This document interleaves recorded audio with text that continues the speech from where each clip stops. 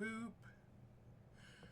Alright, so tonight, we're back again. We're doing a Saturday stream because I'll be honest, I didn't have everything ready yesterday. The whole topic of the show. I just didn't have any of that stuff ready.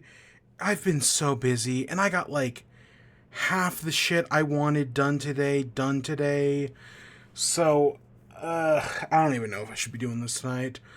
But, we do a show every Friday or Saturday. I didn't do one yesterday. I know I probably could have gotten away with a really short show yesterday and could have saved this for next week, but it happens. So today we're making a Mario game.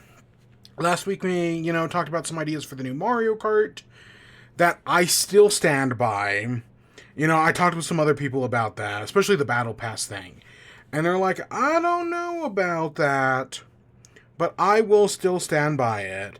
Yeah, I'm a lot of people don't seem down with it. And if it's like Fortnite where you gotta pay for it, yeah, I get that. But if it's a Battle Pass, like what they do with Splatoon, especially if you can get like stickers you can put on your carts, which I don't even think I mentioned, but also would make sense. I could see that. But yeah, we're back this week. We're making a Mario game. I've got a whole, not even a design document, just an idea that I'm going to throw out there. Technically, I've been throwing this idea out there for years now. But, I've made something a little bit more concrete, a little bit more solid, just throwing some ideas out there. And then we've got basically no news. There's one quick thing that, we're just going to kind of, just a reminder about something. And then I've got some WIBE stuff. We got to talk about Daredevil. I want to talk about the win or lose final 2 episodes. And then, of course, Invincible. Invincible also had its final episode.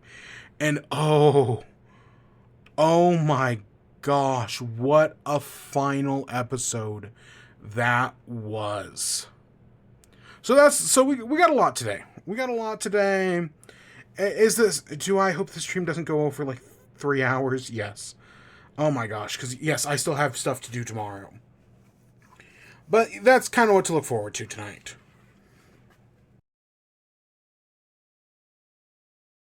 So tonight, for our main topic, the Nintendo Switch reveal event is like 3 weeks away? I think it's 3 Wednesdays from now.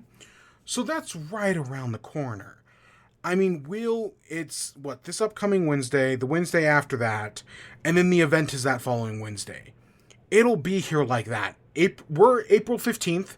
It is the Ides of March today, and we're halfway to it. We're halfway through March, and so we'll be at the Switch 2 Direct like that. And I do fully expect a new Mario game to show up. Is it going to be my idea today? I don't know. Anything's possible. But that's what we're going to be talking about. That's the main topic of the show. I'll go through kind of what I'm thinking, what are some of my ideas, and then we'll boot up some Donkey Kong and do all that. So what are my thoughts for a Mario game? So let's start off with the title. So I've called it Super Mario Epoch. If you do not know, an epoch is a period in time. So it's denoting a specific, right? An epoch is a specific period. I want to say, what is our current epoch? I know, so the specific definition is a period of time in history or a person's life typically marked by notable events or particular characteristics. So that's kind of the exact definition we're rolling with, right? A period of a person's life, that being Mario, typically marked by notable events. Currently, we are in the epoch of... are we in the Anthropocene? I know we're currently in the Anthropocene. But I don't know if that's our current epoch or if that's something else. The Holocene. I thought we were in the Anthropocene. I thought after the Holocene, it's the Anthropocene. Or I don't know, there's something like that. I know the argument is there that, humanity in the past 150 years has done more change to our planet than they have in the past, 10,000, and that's why we should be in a new epoch, the Anthropocene. And I stand by that. I think that's a great point. So that's the idea. Of course, the other meaning behind this title is Epoch kind of sounds like epic. Super Mario Epic, Super Mario Epoch. There's a very specific idea here. Because I didn't want to just call it Super Mario Journey, Super Mario Travels Through Time. I feel like that would be kind of generic. So Epoch is, I think, a nice, fun, kind of cleverish name. So when looking at what to actually expect from the game, we're somewheres between Super Mario 3D World, or specifically Bowser's Fury, and then Super Mario Odyssey. Because Super Mario Odyssey returned to the old style of Mario games, specifically 64 and Sunshine.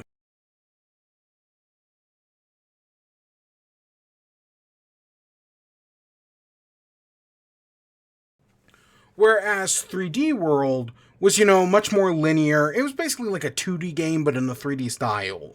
And then Bowser's Fury experimented with the idea of doing an open world Mario game. Kind of like taking what Odyssey did and expanding it to an entire open world. I think there are some good ideas there. I enjoy my time in both of these games. I literally replayed both of them earlier this year. So the idea for the game I'm pitching today is more along the lines of Super Mario Odyssey than it is 3D World / Bowser's Fury. If we get something like Bowser's Fury, I think that'd be fantastic. I think Bowser's Fury felt not like a tech demo. I mean, kind of like a tech demo.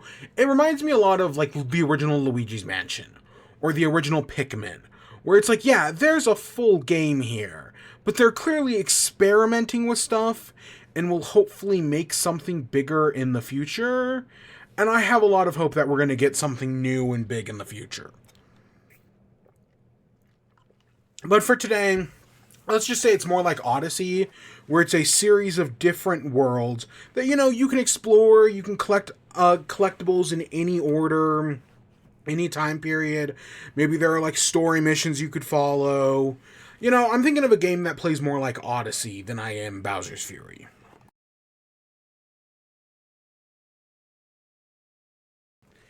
So for that, have you ever played Super Paper Mario? There's an interesting mechanic that you see very early on in Super Paper Mario, where it's a 2D flat game, but you get the power to twist the world. So you're literally replaying World 1-1, but then you twist it and turn it 3D. And all of a sudden you can see the effects of, the original Mario game, but in 3D. And I think that would be really cool to see in a new 3D Mario. Imagine you're going through World 1-1 again. It looks like how we remember it, but then, it becomes 3D. You can explore it in different depths, all the different dimensions. And that's what I'm getting when I'm talking about Epoch, is a lot of my ideas here are, hey, what if we look back at certain periods in Mario's life and what made those significant? What made those special? Right? You have the classic original Mario game, 1-1, go from one side to the other, and then you get, it in 3D. You see it in a new and explored way, looking at it from an angle we've never seen before. So I think you start off with World 1-1, super simple, super basic, you beat the world, then you go to World 2. But on your way to World 2, Mario falls asleep, and he has a dream, and all of a sudden you're back in the dream world from Super Mario Bros. 2 / Doki Doki Panic / Super Mario Bros. USA. So you get to travel back to this dream world, and maybe Wart comes back, maybe you see Mauser, and there's a whole quest of you helping out Birdo and defeating Mauser, and then defeating Wart for the first time. I think that would be really cool. And of course, the original Super Mario Bros. 2 was a dream. And while that's the big twist at the end of the game, most people know that nowadays. So instead, lean into it. I'm not saying we do Mario and Luigi Dream Team, even though I wouldn't have a problem with that. I think there's a fun idea there. For the next period, we're in Super Mario Bros. 3. And now, it's kind of well known that Super Mario Bros. 3 is like a stage play. So what if, for the Super Mario 3 world, there's a group of Toads who are putting on a stage play that is a recreation of Super Mario Bros. 3. And you are Mario, but you're now acting as Mario. And maybe, there's some Paper Mario elements, because, Paper Mario, all of its battles take place on a stage. Maybe there's like a little homage to Paper Mario in here. And like all the enemies are like paper craft, and they have fun with it. Of course, I just use the generic Toad designs here, because again, I threw this together in like 10 minutes. But I think that's a really interesting idea of just it's an open world you can explore, but you're also just on a stage, and the stage is a recreation of Super Mario Bros. 3. And maybe there's like a whole backstage area, and I just think that would be a lot of fun. Lean into the fact that Super Mario Bros. 3 is a play.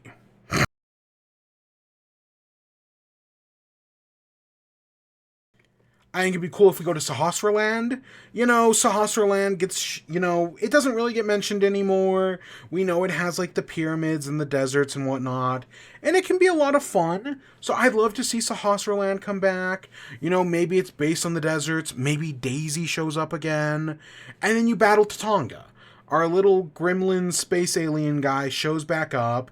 Mario gets in his little sky zipper plane. And you go and you battle Tatanga again. I think that would be a lot of fun. Just like a nice callback, because people don't really talk about Super Mario 3D Land. They also don't talk about Mario Land 2 that much, which sucks because Mario Land 2 is super underrated. I don't have it on one of these slides, but I would generally like to see Mario 2 again. Maybe giant robot Mario. That'd be cool. Of course, after that, Super Mario World. Maybe you have a 3D recreation of Super Mario World. You have Dinosaur Island, but it's recreated in 3D. You can go up the ladders, you can go down. You'd be a little bigger than the world, or maybe, it's scaled properly. But I think that would be a lot of fun. Of course, the image I'm using here is from Scrap Mechanic. Someone recreated Super Mario World in Scrap Mechanic. You can go check out, I think it's Scrapman's video on that. But I think that'd be a lot of cool, right? That'd be cool to go and explore that. Maybe some levels are referenced. Maybe Yoshi shows up. I think that'd be fun. Of course, Super Mario 64. You've got Bob on Battlefield. It's like how you remember it. But I want them to, but with basically all these ideas, I want them to not just recreate Super Mario 64. Like, I think of Throwback Galaxy and Mario Galaxy 2, where we're revisiting Whomp's Fortress, and it's just a one-to-one recreation of Whomp's Fortress. Like, yeah, it was cool to see Whomp's Fortress again, but I know we can do a little more than that. So what if you come back to Bob on Battlefield, and it's like you remember it, but it's also a lot bigger. So if you played Link to the Past, this is the map screen on Link to the Past. You got Hyrule Castle, you got Castle Town, Eastern Palace, the mountains, the forests, the swamps. It's like how you remember it. And then you have Echoes of Wisdom. And again, a lot of things are the same. You've got Castle Town, you've got swamps, deserts, Kakariko, the Lost Woods, some mountains. But if you notice, this map's a lot bigger. But you can lay the Link to the Past map over it. And you can see sort of how, like, hey, these maps, the Link to the Past map lays over the Echoes of Wisdom map. They're very similar, but it only covers the center area. Echoes of Wisdom expanded the map, adding all this new area. It added a new lake area, or, a new jungle area. It doubled the size of the lake. I guess this is more jungle-y, I guess. Deserts, bigger swamps. The town's bigger. The volcano area is a little different. The forest is still there. Some things are the same. Like, you can still see the Eastern Palace right there.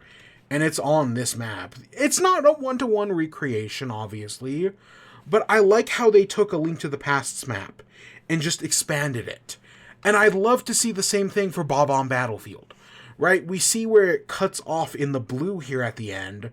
What if in this new game, we're back in Bob-omb Battlefield, you know, the mountain's the same and everything, but instead of going beyond this hill and there just being, you know, blue endless abyss, the map continues. We get to see other areas.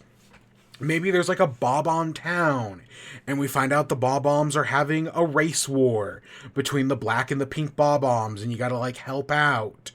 I don't know, you know, you gotta end the race war, Splatoon style. That's my idea. I think that would be very interesting. I could see that being a lot of fun, just taking the map and moving beyond the boundaries. Of course, Sunshine. The one Sunshine area I always think of is Pianta Park, or Pina Park. It's actually Pina Park. Pina Park is always the fun, memorable one. Even though I hate that stupid Mecha Bowser fight, it's always one of the first things I think of when I think of Sunshine. I think this would be a fun area to revisit. Of course, you could have Delfino Plaza, but I feel like this would be more interesting. Maybe you have some other, like if this is like Mario Odyssey, maybe there are like other locations you could visit. You know, maybe they bring back the pachinko machine again, but this time it actually controls a lot better. Maybe they bring back that leaf mini game where, oh, you get to the end, you get a... I don't know, I'll be honest, I didn't even think of items. Let's see... I mean, let's just use moons. I can't think of anything off the top of my head. I was going to say galaxies, but yeah. So you get to the end, you get a galaxy or you get a shine or whatever, and if you collect all the coins, you get another one. I do want them to scale back the amount of moons that Mario Odyssey had, but I don't have as much of a problem with that as other people do. But I also think it's a good idea to make it more mission-based. That instead of, you know, maybe instead of having the full 500, 800 something moons, maybe they just scale it back to that 120. And, you know, they're more story-based. They're more about helping characters, doing quests, you know, riding the roller coaster, climbing to the top of the Ferris wheel. I could see stuff like that being fun. Of course, you got Galaxy. I don't know how you would do Galaxy in something like this, but I could see Good Egg Galaxy is the first one I think of. That or Honey Hive.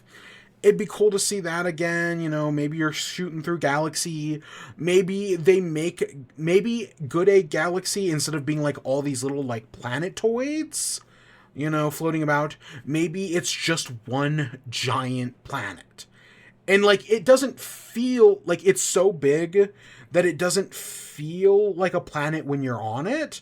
Like, it looks like any other Mario world. But if you keep walking straight, eventually you'll come back the bottom side. I think that would be a fun way to adapt Galaxy. For Galaxy 2, for some reason the most memorable world in Galaxy 2 for me is the one where you're going down the wooden slide. I don't know why, but, like, you know, having, like, a giant, like, forest planet, I think would also be fun. I could also just see them not doing Galaxy 2, because even though Galaxy 2 is technically the better game, Nintendo just doesn't want to acknowledge it for some reason, and I don't really get it. Of course, 3D World / 3D Land. I don't know, this is always the first level that comes to my mind. There's like this giant sprawling savanna area where, you know, yeah, you're in the center as like the cat. There's nothing to do in this area. I think you collect like key coins or whatever. But you know, if they're gonna do something from 3D World, that'd be my first thought. And of course 3D Land exists.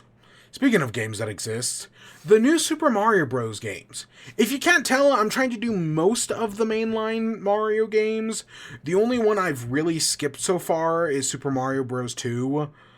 But other than that, I think if you're going to do Epic, you know, Epoch, if you're going to hit all of Mario's Epochs, I think you got to stick to the mainline games.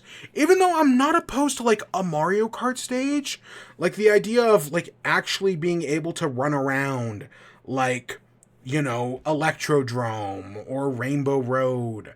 I could see that being a lot of fun.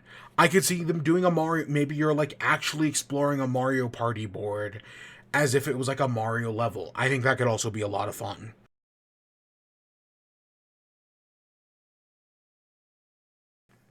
But they'd probably have something from the new Super Mario Bros. Games. I would say the best idea would be to lean into the gimmicks of each game, or at least the first two. The first game had a gimmick about being giant. You were giant Mario. Even though the gimmick was never, if I'm being honest, I replayed this game also this year. I only became Giant Mario like 2 or 3 times. I became Mini Mario more than I became Giant Mario. But I feel like this could be a fun gimmick. Like, imagine an entire world just based around the becoming giant gimmick. And then once you leave that world, it never comes up again. Same thing with the coin gimmick. I don't want this new... Mario has moved away from live systems. I don't think we need live systems in video games before. It was actually really weird that Mario Wonder had a live system. But, if they want to do a whole coin-based level that's, rooted in Super Mario Bros. 2, I think that would be a lot of fun. And, of course, the new Super Mario Bros. Games, you got the acorn suit, you've got the giant blimp toad, you've got Yoshi's in this one. Play around with those gimmicks. I don't know. I'm way more interested in gimmicks from these two games than I am these two games. Because let's be honest, nothing really happens in these two games.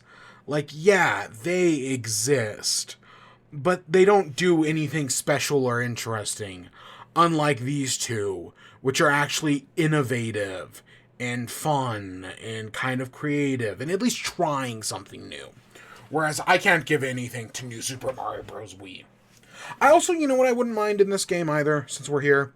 I wouldn't mind Luigi being in this new game. If we get a new 3D Mario and you can play the entire thing co-op with a friend, kind of like, one of Joseph Ferris's games, It Takes Two, or Split Fiction, which just came out. I actually wouldn't mind that at all. I think the idea of being able to play through an entire Mario game, one player is Mario, one player is Luigi, that could be a lot of fun, especially if they, work around it. And honestly, if Nintendo looked at, It Takes Two, back in, 2019, 2020, whenever that game came out, and we're like, oh, we should make a Mario game just like that, and, in the same way that you see, games like Astro Bot, and, to an extent, It Takes Two, taking influence from Mario, to see Mario take an influence from those games, and we got, more of, a 3D World style Mario game that was It Takes Two or Split Fiction, I'd actually love to see that. I think that could be a lot of fun. But, we'll see. I also think that would work for a Zelda game as well. And, of course, you gotta have a Mario Odyssey. It's Epoch. We're going through all the different eras. I know Mario Odyssey was, 7 years ago now? I'd still like to see it represented. But I don't want them to go back... I want them to go back to New Donk City. That's the memorable level. That's the level everyone likes. But I don't want them to go to Manhattan. Maybe they go to, Brooklyn this time. The Super Mario Bros. Movie had them in Brooklyn. Because, that's where Mario's from. So maybe this time we're in Brooklyn. And, you can still tell it's, New Donk City. But it's, a different part of the city. I think that'd be fun. And then, of course, Super Mario Wonder. I love the... I know this game only came out, 2 years ago. But, seeing the first world, or one of the worlds of Super Mario Bros. Wonder, being able to get the Wonder Flowers, and them do weird, wacky things, but in a 3D space, I think would be a lot of fun. Just seeing the pipes come to life, having, platforming challenges based around that. I think there's a lot of potential there. Not for... for an entire game, totally. But even just for, a single world. So those are my main ideas. Just, across the history of Mario, all of Mario's different eras, all of those specific moments that represent Mario's life. That's what I'd want to see from a new Mario game. It's not time... maybe the plot could be time travel, where Bowser's gone back in time and is, foiling all of Mario's greatest successes, and this time you're trying to stop it. It doesn't have to be that, but it could totally be that. But that's my main idea. I do have one more, though.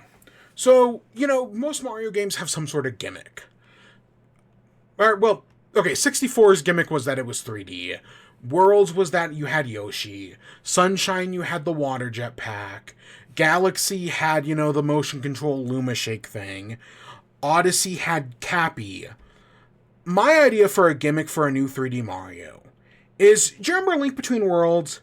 Where the whole gimmick of that is that you can kind of merge into the walls, and all of a sudden merging into the walls, it completely changed how you looked at the world, how you explored the world. It allowed you to see new and interesting areas. It's honestly a very fun gimmick. If you have never played Link Between Worlds, it's an amazing game. So what if we did that with Mario? What if, you're running around the Brooklyn level, and all of a sudden you can press a button, and you merge into the floor? Or you merge into a wall, and, maybe there's, new areas you can access. Maybe there are collectibles on the floor, and you can just instantly jump between the two.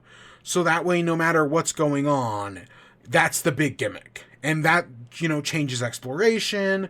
There are entire, basically Mario 1 style levels in the sides of buildings, or you go through the roller coaster and you're fighting in a 2D style. I feel like there's so much potential here for a gimmick like that in a Mario game. Yes, we did see that in Odyssey, but I'd love to see them expand upon it more, and just at any point in the game you can just do that. So that's my idea, and those are my ideas for a Mario game. Would it be fun? I don't know. I'd like to think so. I think somewhere's in there's a nugget of a good idea. I've been talking about it for years now. It's just, we don't know what's coming next for the new Mario game. We don't even know for sure that there is a new Mario game. I'm hopeful there is, because I would love to see, Mario Odyssey never got a sequel. Yeah, we got Bowser's Fury, but again, it's a extended tech demo, kind of. I would love to see them come out, do something new, do something promising. Maybe I'm completely wrong. And you know what? I wouldn't mind that. But I thought there was a good idea in there. And I've been talking about it for what feels like years. So, yeah. Yeah, see? And yeah, that's all I've got. So now, I guess, let's get back to the main show, shall we? Let me pull. So we're playing Donkey Kong. Let me pull that up real quick, because I do have to go grab that. Give me a minute.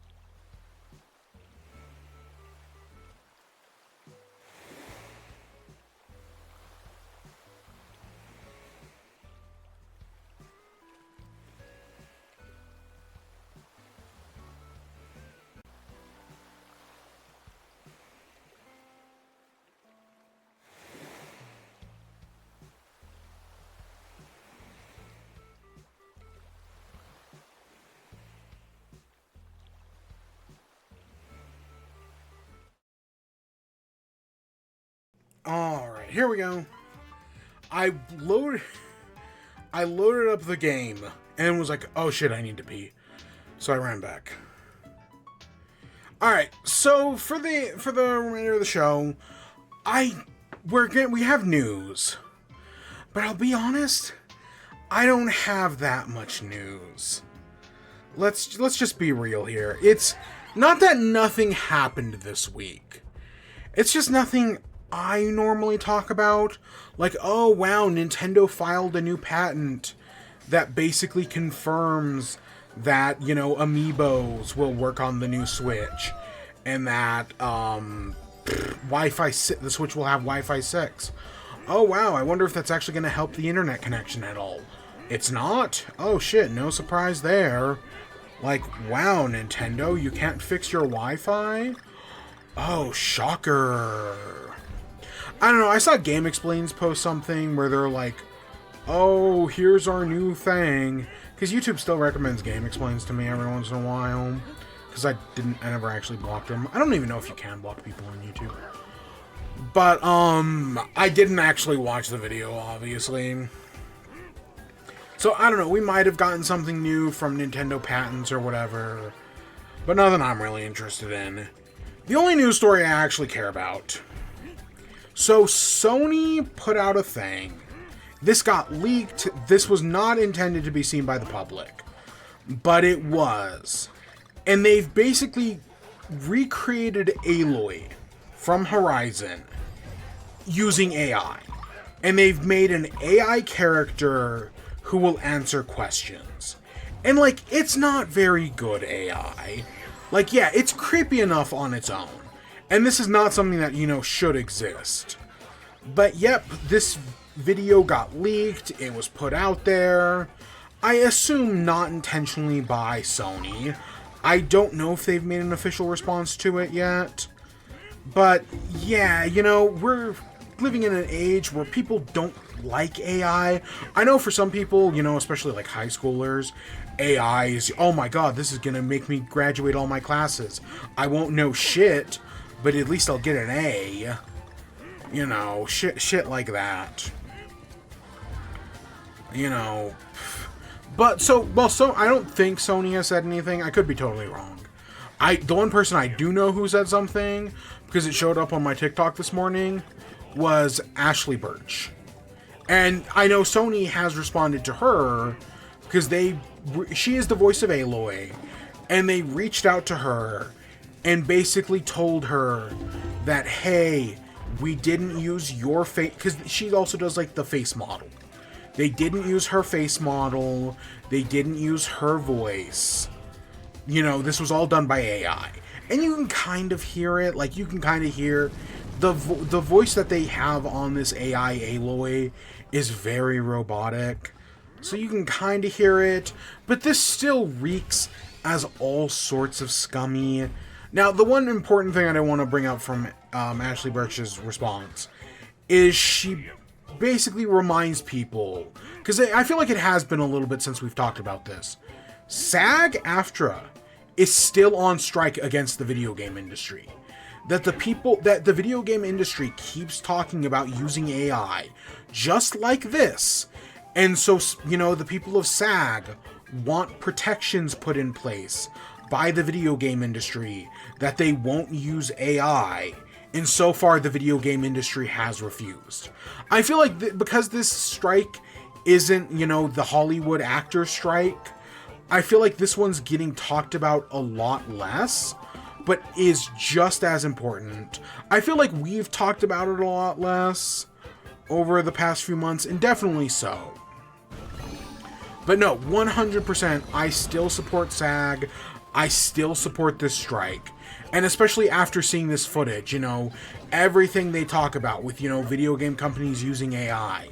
Which, this is not the first game to have used AI like this. Again, this isn't even really a game. This is just, you know, a tech demo that they're showing off. This is still pretty horrendous. Still pretty scummy. And this is not the future of the games industry. This is not the future I or anyone want. So support the strike. I really hope, you know, this brings it back into people's minds that, yeah, they're fighting for protection against stuff like this. Because this is terrible, and this should be stopped. And the actors deserve protections against companies doing shit like this. Because they will continue to do shit like this. Mark my words. And we're going to keep seeing more and more of this. Like, not just in video games, but, you know, in movies, in television. They're going to keep doing stuff like this in audiobooks. Audiobooks are another huge one. Which, I'll be honest, I have used AI to do audiobooks before. But specifically for myself, creating books that don't have audiobooks. Like, you know, those rare books that you can find online that just don't have audio or fan fiction. But that's not using like Google's like Gemini. That's using like shitty like text-to-speech.com. You know, shit like that. Because I do like audiobooks. But no, if I can get an official product, I will buy an official product any day of the week. But fanfiction doesn't get voice acting. You know, nobody's doing audiobooks of fanfiction. Okay, I'm sure some people are, but outside of, like, My Immortal, you know, which that one's done purely as a joke. So yeah, that's the one news story I've got. I'm sure there were other things that happened this week, but that's the one I cared about. So with that, I guess let's go into WIBE. So for WIBE today, I got a food thing. You know, I've got an update on a food thing, because we've talked about this in the past, and when we last talked about it, things didn't really work out. But I tried again, and I've gotten better results this time. We got a video game thing. I played a video game. I've been playing a lot of Balatro as well, but we're not going to talk about that because, oh wow, I had some successful runs. You know, nothing really special there, but I did play a different videos game. So we'll talk about that. I do want to talk about my mother, who's been playing the Octo expansion, and both my parents who have been playing Split Fiction. So we'll talk about that real quick. And then we've got TV stuff. We got Daredevil, we got Win or Lose, and we got Invincible. So we're going to talk about all of that. And we should have more than enough time. Easily more than enough.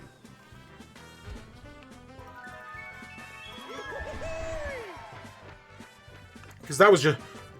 My goal is to beat 2 worlds today. I want to say this game is shorter. I want to say Tropical Freeze is only 4 worlds. Even though that level just took forever. That one level took us like 15 minutes. Okay, not that long, but you know, it took us a while. So I guess let's start with food. So, a few weeks ago, I think I talked about Whataburger. And I went to Whataburger because they had... One of the new things they had was a Mexican hot chocolate shake. And I was like, oh, that sounds interesting. So I went and I tried it, and it was just a chocolate shake.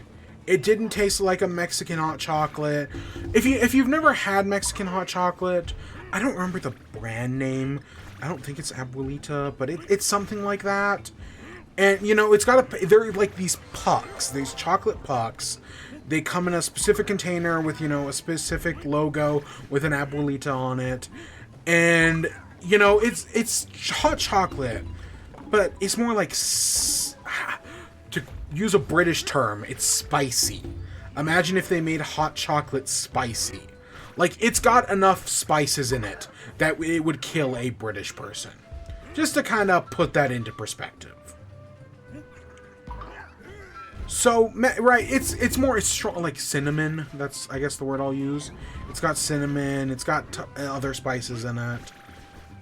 So, that's Mexican hot chocolate. And at the time, when I got it from Whataburger, it was just like, oh, this is just a chocolate shake. It didn't taste like a Mexican hot chocolate at all. Because, you know, I would expect Mexican hot chocolate to have a more distinct flavor. And I was kind of disappointed when it didn't. So to have this Mexican so the week I had it, I don't know, on like a Monday or something. Then, like, a week later, one of my roommates decided he wanted to go to Whataburger. And so I was like, oh yeah, pick me up a Mexican hot chocolate shake. And I was like, oh, maybe this time it'll be better. It was the second time I had it, it was the exact same thing. Well, earlier this week, I wanted Whataburger. I don't know, I just felt like it. Mainly because I've been busy at work and, I haven't had time to cook. 12 hours days kind of do that to you sometimes.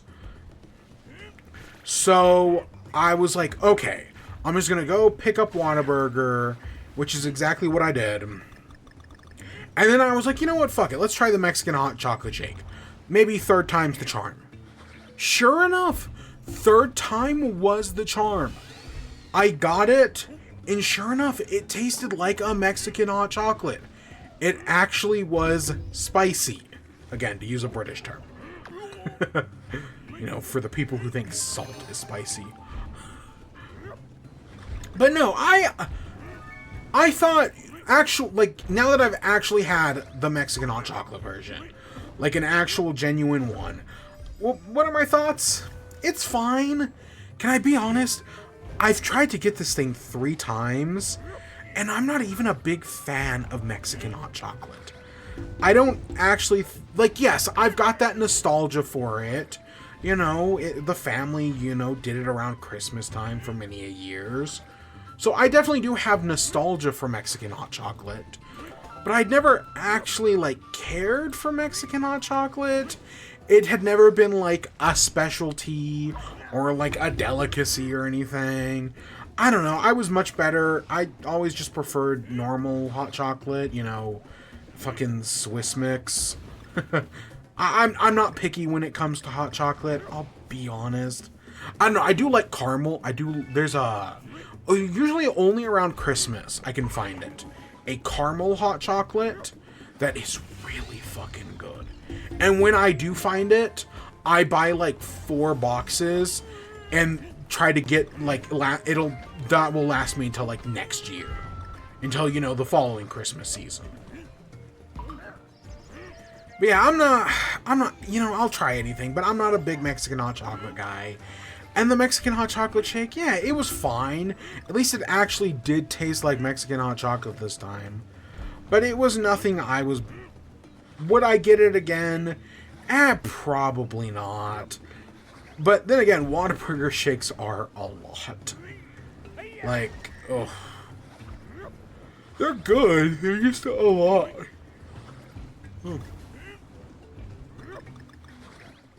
So that was the one food thing I tried. Well, okay. So it was Pie Day yesterday. And, there's another reason I didn't stream.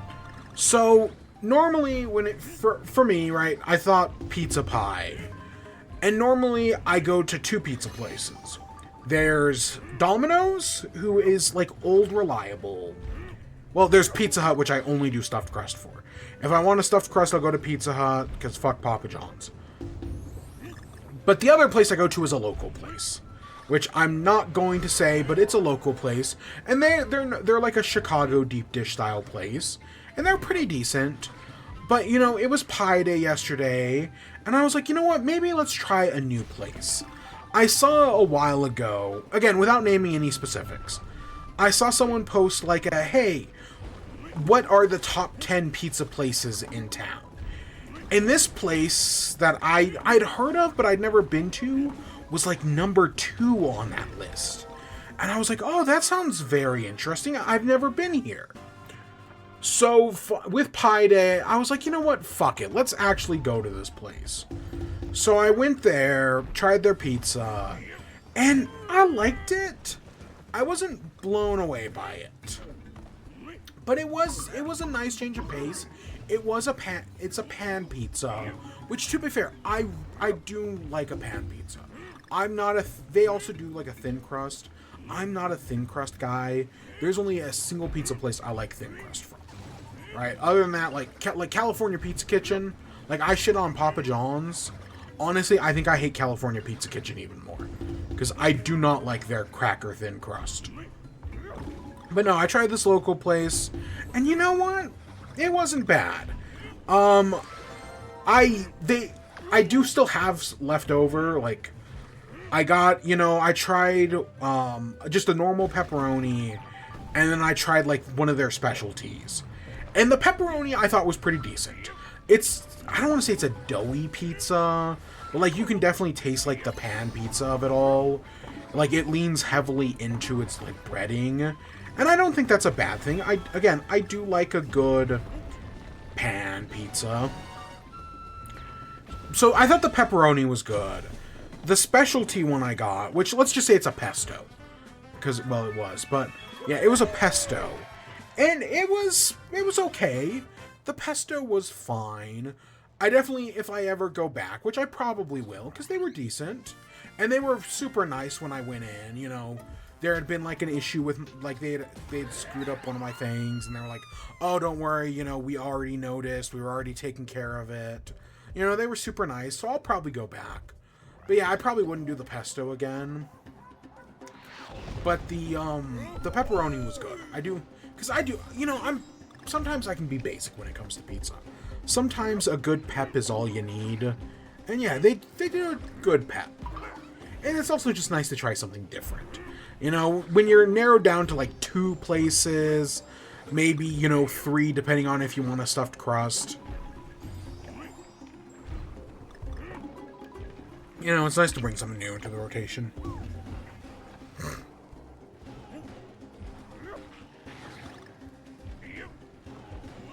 Yeah, I'm just gonna skip the... I'm gonna try to stick with Dixie as much as I can. Because, well, I know, Diddy's fine, whatever. And I know Cranky is technically the best, if I remember correctly. He's just harder to use. Very DuckTales, very Shovel Knight of Cranky. I think Dixie's just great. Okay, so what video game did I play?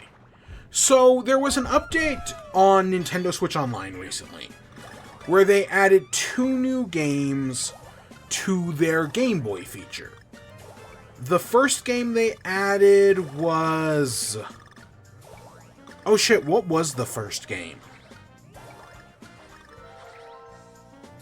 Oh, Donkey Kong. It was literally the game we're playing.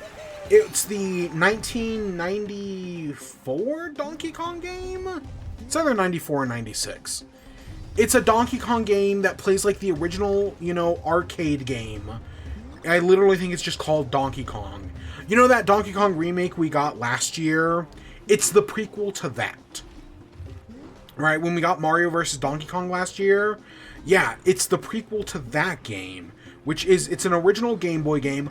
I actually do own it. It's one of the few Game Boy games I did actually own as a kid. I was never very good at it. I still probably have my copy laying around here somewheres. It's an okay game. It's been a long time since I played it. I'm definitely a lot better at it than I am now. But it's basically the Game Boy equivalent of like the Donkey Kong arcade game. But it's kind of like that Mario vs. Donkey Kong where it's got, a little bit more pizzazz in it. So that was the first one. That was not the one I played. The one I did play was they re-released Mario Picross. Not Super Picross, which I don't even know if Super Picross ever came out here in the States. I honestly couldn't tell you. But the original Game Boy Mario Picross was re-released on Nintendo Switch Online. And I had never actually played Mario Picross, but I do like a good Picross game. It's been a while, and, I was feeling a little nostalgic, I guess. It's not... Okay, nostalgic's not the word I was looking for. I wanted a new puzzle game. I feel like it's been a while. I've been playing The Witness, and The Witness is fine. I'm stuck in the city right now. I'm currently trying to do the town, and, I haven't done every area, and there are clearly some gimmicks I just don't remember. So I'm kind of stuck right now in the town. Because the town is like the culmination of every world's gimmick, and I clearly don't remember every world's gimmick. So that's where I am in The Witness. But I was kind of like, I could use a puzzle game. And Picross is like super simple. It's like crosswords or Sudoku. It's a super simple, super straightforward puzzle game. And I was like, yeah, let's play some Mario Picross. You know, the game starts off with 64 easy levels. And I was like, yeah, I can do 64 easy Picross levels. That sounds like a good time. So that's exactly, so basically all week I've been working on that. I've done the 64 easy levels. And yeah, you know what? I'm not going to act like I'm amazing at Picross or anything. I'm not going to act like everything has gone perfect. But, you know, I was having a good time. I was starting to struggle in the last two. So there are 8 worlds, 8 levels per world. I that's the term I'm going to use. Right, there's basically levels, what? A through H, and there are worlds 1 through 8. 64 total. So, you know, I'm playing it, and, you know, the farther you get into the game, they eventually start making the things bigger. Like, the boards start off in the tutorial levels as, like, 5x5s. And then they eventually... Or, do they start off... Yeah, they start off as 5x5. Then they eventually become 10x10. And then near the end of the easy levels, they become 15x15. But yeah, I played through the game. It does give you hints. There's like a whole like hint roulette wheel you can spin that'll like automatically fill out certain rows. And early on, of course, I didn't use any of them. I kind of hate that every time you start off a level, it automatically is like, oh, do you want a hint before you even get a chance to like try the level? And I kind of wish the game, like, it said no, and you had to, like, choose to say yes. But other than that, you know, it's a good time. It's a good Picross game. For the Game Boy, it's super straightforward. You have 30 minutes to complete every level. And it really only became an issue in the final 2 worlds for me. Specifically, the final World 8 has some really tough ones in it that I really did struggle with. Specifically, the second to last level, which is, you know what, fuck it, who cares about spoilers? It's a camera. You're making a camera. And I just struggled with some of those camera bits. Like, the wider shape, I totally got. But then, like, trying to make the camera lens, I kept screwing up. And I had to restart the... I think that was the most I ever restarted a level. I think I had to restart that one twice. And I got down to the fucking wire. I think I had like 60 seconds left. That one got really close. And that was the closest I ever got. I found the final level, which I don't even remember what the final level was. Whatever it was, I found the final level a lot easier than the penultimate one. But yeah, so I've done all 64 easy levels. And there are, like, 256 levels in that game. Basically, you know, you start off with the easy ones, then you go to, you know, the normal ones, then I think there's, like, some time attack ones, you know, some Kaizo ones. I'm not entirely sure. I know it gets more difficult as time goes on. And I kind of like, you know what, like, I didn't really struggle with the easy levels, but I definitely can see, like, where I would start struggling as I go on. My big thing is I struggle starting the puzzles. That's what I kind of started to realize, is, like, if the puzzle starts off, and, like, let's say it's a 15x15, and there's not a single row that has all 15, or a single row that has all zeros, I will struggle to start that puzzle. Like, I don't know. It's just something, like, that was especially, again, that second to last puzzle. I don't think it had any of that. It might have had one. But I definitely struggled with some of those. Now I need Mario Sudoku. Because I did used to like Sudoku. When I was younger, I used to be, again, not amazing at Sudoku, but I used to play it. I really haven't played much Picross. Like, part of the only reason I checked this out is because when this game got added, when they added Mario Picross, I saw people on Twitter being like, oh no, this is actually, like, a good game. You know, this is actually one of the better ones. It's got, like, an Egyptian theme, and it's the one where Mario wears, like, the Explorer outfit that you see in Odyssey. So it was like, okay, that was neat. But yeah, the only other Picross game I've ever played, I've never done hand Picross before, like in like a newspaper or something like that. Because I don't even know if that's a thing here in the States. Right? Like, we care more about crosswords.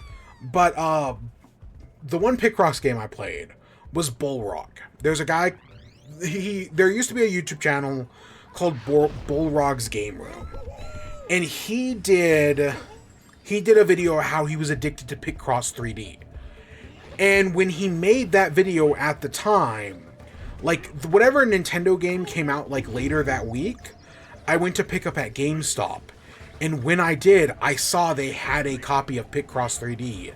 And it was only like $2. So I picked that up at the same time. So that's the only other time I've ever played Picross. So like that, and I don't even think I ever beat that game. Like, I definitely struggled with that one as well. Because, you know, Picross is like a 2x2 grid, or, you know, an XY grid. So imagine throwing like a Z into that, and I think there are also like angles, like there are like half slabs, or I guess slope pieces is probably the better word. Man, that I really did struggle at that game as well. But yeah, that's kind of the one. Again, I've been busy this week. That's literally the only game I played. That, and I've been doing some runs of Balatro.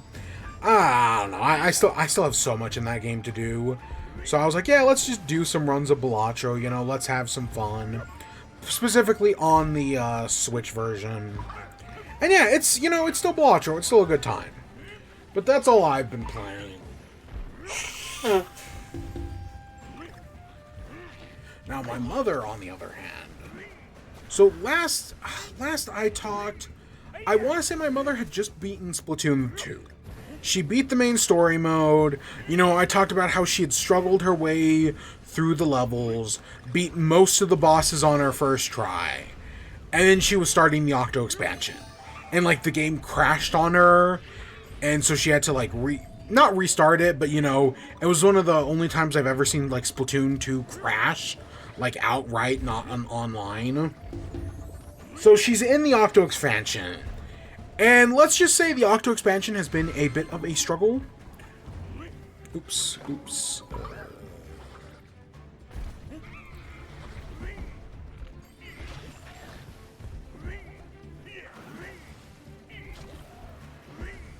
So with... Oh, gosh.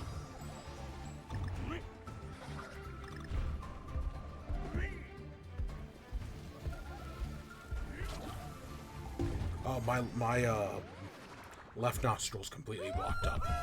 Oh, God. I have no idea why. I literally have zero reason why. I'm not sick. Fuck, man. I really am just allergic to existing, aren't I? So, okay, so she had been struggling. So she had started the Octo expansion. And even though, you know, the levels in the Octo expansion are a lot simpler, they're a lot more straightforward, she had been struggling, especially on some of the balloon levels. You know, I know people like the Octo expansion and think of it very fondly.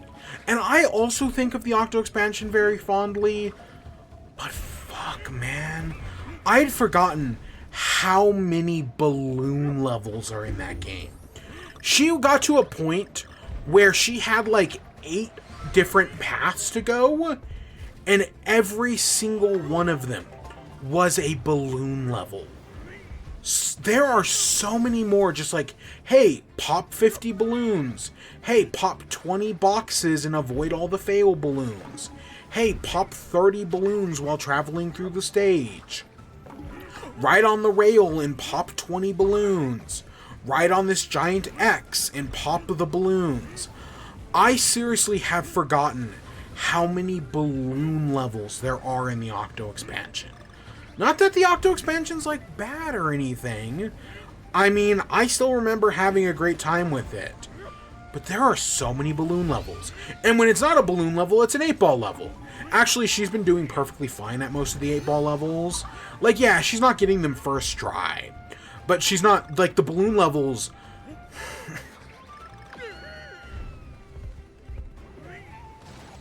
So there's a balloon level where you have to, where it's basically, you know, pop all the balloons below, before they float away.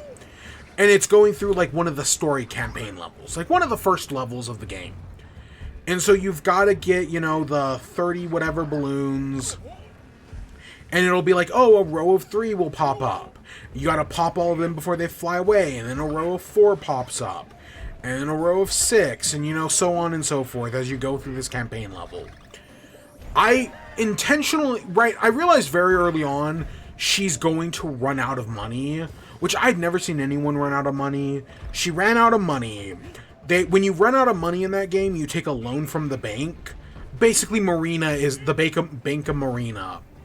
And then you have to go get that money back. You know, you have to pay back your loan. So instead, I was like, okay, let me, you know, take it over for you. I'll pay off your loan, and I'll give her $10,000. On a single balloon level, she blew through an entirety of $10,000. So then after that, it became like, okay, well, let's get you another $10,000. So I basically grinded for her $2,000. And then eventually she wanted to find a level where she could grind for money. There's a level early on in the game where you have to, let's say early on. It's right before you get one of the things where they give you like a dog sculpture and you have to recreate the dog sculpture out of boxes. People who played the Octo expansion know exactly what I'm talking about. It's not a very hard level, but you know, it can seem very traumatizing the first time you do it. Because if you make one mistake, you fail. And the second time you do it with the octopus, it's a lot harder. But yeah, eventually she realized like, oh, that's a level, there are no enemies, it's simple, it's straightforward. So she grinded that level and she got up to 30,000 simoleons or, you know, membucks, whatever they're called.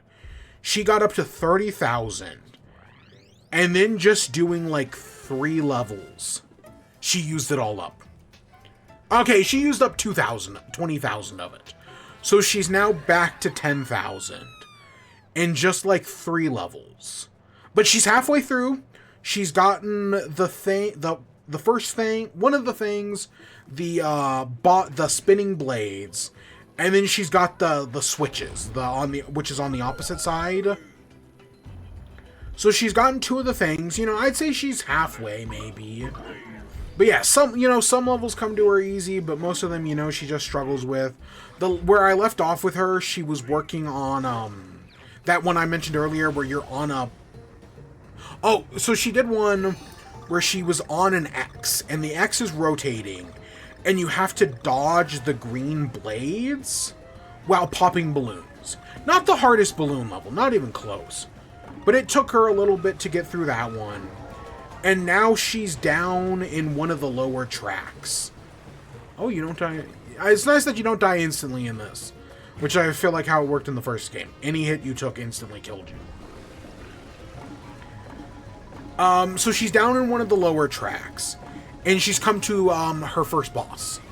The Octo Stamp? I think she's at the Octo Stamp.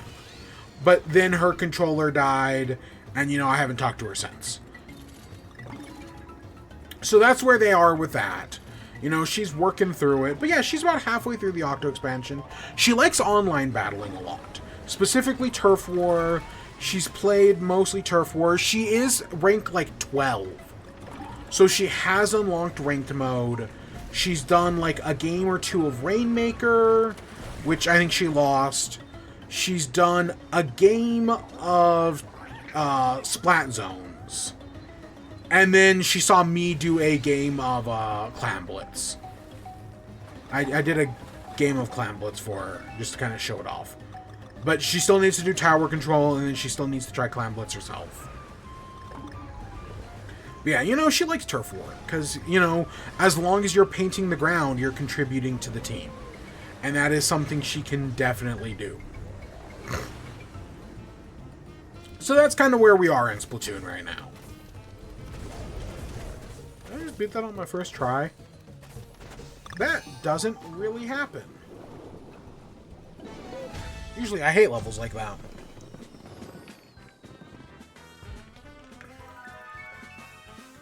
So yeah. So the other game my parents have been playing. So that's the game my mother had been playing. Both my parents have been playing Split Fiction. Last year, they played It Takes Two. And, you know, they played it on Switch. They struggled through it, but they did beat it. You know, it took them like 50 hours to beat. Because that also is a long game, but, you know, they had their struggles. But they beat It Takes Two. They liked it. I had to help out here or there. Specifically, there's like a wasp queen that I remember helping out on. Was there like a Hercules beetle or something that I might have helped out on? I don't know. It's been a while. But they played those, and now Split Fiction came out. And they actually, you know, it's like, okay, you know, I say my parents aren't really gamers. They have a PS5. My parents have a PS5. Do they admittedly mostly use it more as like a Blu-ray player? Yeah. But I've talked before, my mother likes Batman. She plays the Batman games. And guess what? They've put out both 2 Batman games on PS5. Admittedly, neither of them are good. Gotham Knights and Suicide Squad Kill the Justice League. You know, 2 games with Batman in them. But, you know, she likes Batman, so yeah, she has a PS5. So I literally they picked up Split Fiction, and I brought over my PlayStation controller. Because they only have one, obviously. So I brought over my PlayStation controller. And yeah, they've been playing Split Fiction. Things have actually been going really well. They're still very early on in the game. I think they've done at least one section with each of the characters. I think they're currently with they're doing like the whole cyber assassin thing with Mio, you know, in her book. And yeah, that's kind of where they are right now. You know, they're early on. So yeah, you know, actually things are going pretty well. There haven't been like any major issues, but you know, they're super early on. They just came to like the first side story, which is the it's like a Dune looking world. So yeah, we'll see where that goes. God, I keep hitting.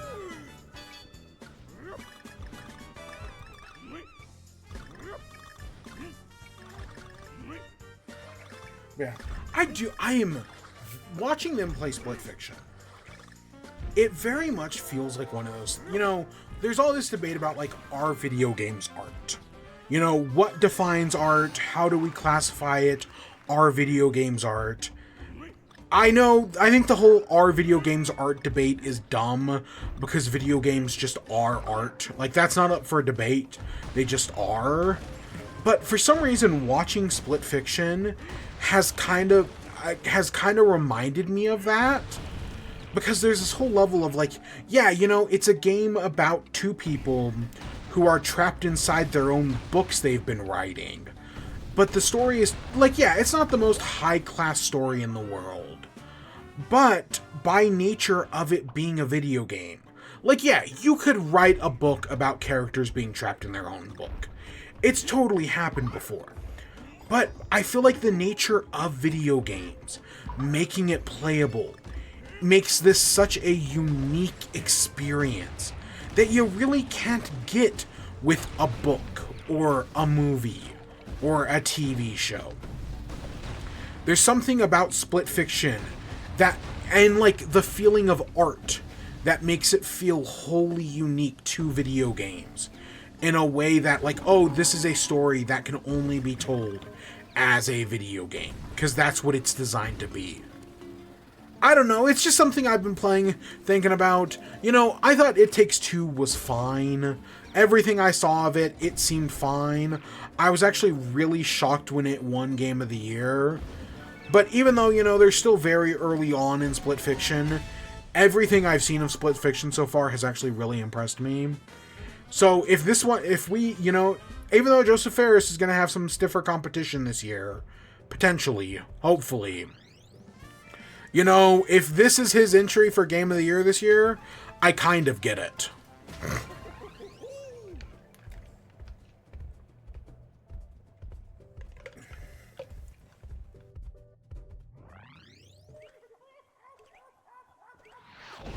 Of course, I would like to play it myself, but that would require me to have friends, which I don't have any.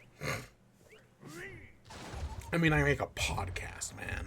I know normally podcasts are just 2 dude bros hanging out and being, all the phobics. Not this one, but you know what I mean.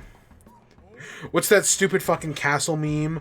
You know, they're at a split road, either become a podcaster or respect women. I don't know. I don't know where I'm going with this joke. I do totally remember this boss, though. This is bringing back very stark memories. So, okay, let's talk about Daredevil. So, we're 3 episodes into Daredevil. I admittedly have no idea how many episodes this show is going to have. But this episode is very interesting. And I kind of want to talk about it full spoilers ahead. So just right now, here is my go-to spoiler warning. Hey, if you don't want to know anything about episode 3 of Daredevil, Born Again, if you have not watched it, go watch it now. Because I'm going to kind of give away full spoilers. Do I recommend it? Yes. I did think this episode was interesting. I feel like people are going to have a lot less problems with this one than they are some of the other ones. I know people are still going to have complaints, obviously. You know, I'm not going to act like everything's perfect. Because, you know, there's still kind of the issue looming overhead. And I did see some really interesting analysis about that. That, like, someone basically arguing that, like, Matt Murdock feels different in this show. Not because he is different. Or not because he's, like, written out of character. But because, you know, because Foggy dies in the first episode. Foggy is such, like, a vital part of Matt's character.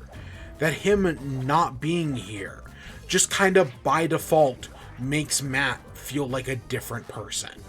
And I think that's a very interesting take that I do kind of agree with. Like, I kind of get where that person was coming from. With, you know, Matt, you know, without Foggy, Matt kind of feels out of character. Because that's kind of the whole point of the show. And then eventually him, you know, getting back into character, right, remembering who he was. I think that's interesting. I think that's got a lot of potential. Does that excuse every problem with the show? No, obviously. Might that have been something completely unintentional on the show's part? Oh gosh, totally. But so far, you know, I've been liking what I'm seeing. So where we left off in the last episode, the show was setting up this big trial between, you know, this guy who, he was on the subway, he saw someone getting beat up, steps in to save him. One of the guys who was attacking him basically falls in front of a train. And then it finds out that the guy who got hit by the train was an undercover cop. That the 2 guys who were beating up the 3rd guy were cops. And so that was interesting, and that sets into this whole trial, which is then farther made interesting by the fact that the guy who was trying to save the guy was White Tiger, a vigilante who stepped in after Daredevil disappeared. So all of that has been super interesting. I was totally ready for this trial to be like the entire first season of the show. Because, you know, it's been a while since I've watched the original Daredevil, but I kind of feel like the original trial in that show took up the entire first season. So that's what I was expecting here. No, not at all. The trial in this show, at least the first one, right? This White Tiger trial, is the entire episode. And by the end of the episode, you find out how the trial ends. You get the beginning, middle, and the end of the trial. Well, technically the beginning was in the previous episode, but you get a majority of the trial in just this one episode. Which, there's a part of me that's like, you know, I kind of want more of it, because I feel like, especially with Fisk's whole thing, is that he's anti-vigilante. So I feel like the trial, like, being this thing in the right, the B plot in the background. Or, you know, it's the A plot, then it becomes the B plot as time goes on. I feel like that's saying a lot. But instead, nope, the trial's done by the end of the episode. And of course, Fisk, you know, gives his thoughts on the trial, that, you know, he believes that this is no place for vigilantes, and that vigilantes have to be dealt with, and, you know, he thinks justice has not been served here, and he should know he's a criminal. But yeah, I do think the trial was very interesting. You know, they bring in I think his name was Nicky, the guy who was getting beat up. And they expect him like, oh, he's going to come in and he's going to be the ace in the hole that proves, oh God, what's his name? Hector? White Tiger. He's going to be the one to prove White Tiger is innocent because he was the one getting beat up on. So they have to bring him in. You know, the cops are trying to stop him. The cops are literally trying to kill the surprise witness. And then, no, they're successfully able to get him into court. And then he lies under oath by saying that, no, he wasn't there. You know, he basically completely ruins Matt's plan to win the case. So already that was an interesting start. And then Matt makes the executive decision during the trial. Because in the previous episode, you know, they found out he was White Tiger. And they decided that, no, they're not going to try him based on the fact that he is a vigilante. So in this episode, Matt comes out and basically reveals to the jury that he is White Tiger.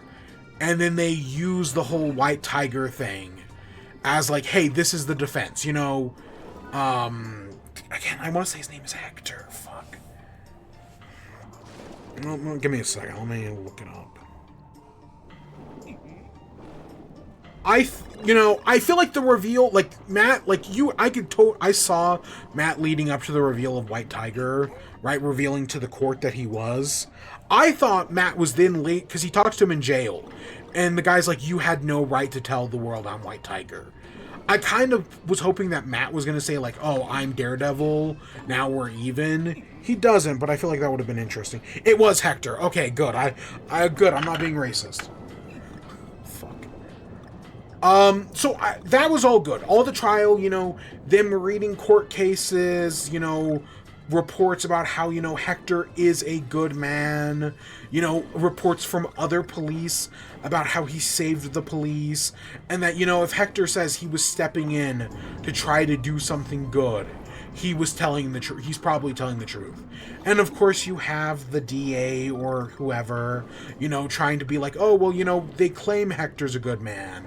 But how do we actually know he's a good man? You know, all it takes is one rotten apple, you know, for him to, you know, go bad, decide to, you know, start killing cops. And yeah, it just, you know, I know we're rooting for Daredevil, but yeah, that, you know, the Punisher, you know, that's kind of what I'm thinking. So I like the court case. I like that they do find him innocent. I was kind of worried that, you know, based on the nature of the show, that they were going to find him guilty, but they find him innocent. So I liked all the court case stuff. And then afterwards, you know, he puts on the White Tiger mask. He goes out there to help out. And then someone comes up and shoots him in the head. And then they walk in towards camera. And they have a vest with the Punisher logo on it. Do I think that is actually Frank Castle's The Punisher? No, I do not. I do not think that is the Punisher. You know, we've seen the Punisher logo show up like 3 or 4 times now in this show. Right, it's tattooed on cops' necks. I want to say it's on the back of a cop car at one point. It's on a guy's arm. I totally think this was one of the cops who was stepping in to act as the Punisher. And God, I cannot wait for him to show up. Because a lot of this show is adapting things from modern comics. The whole Kingpin being the mayor thing, that only happened like a year or 2 ago in the comics. That's a relatively recent thing. So if they're doing all of that, I can only assume they're going to be adapting recent Punisher comics, where the Punisher goes to cops who are using his logo and are like, no, I do not represent you. You do not represent me, right? If you claim to be like me, then I will kill you. It's a very strong statement, and I really hope Disney has the balls to go through with it. Of course, with, you know, who knows in the political landscape nowadays? I would say for sure it's going to happen. But, you know, with Disney backing down on any even just slightly leaning left-leaning issues recently, I would not be surprised at all if they cowered out. But I really hope we see it all. Cause yeah, it's man, that ending was shocking. Like I did not see that coming. Like they do kind of set up his death. And he does mention that he see, the white tiger I know is a female, and I'm assuming that's his niece, because they do set up in the episode that he has a niece. And yeah, the one white tiger I know is a female. So I'm assuming that's something that, might come up later. I'm not entirely sure, obviously, but it's just kind of a thought.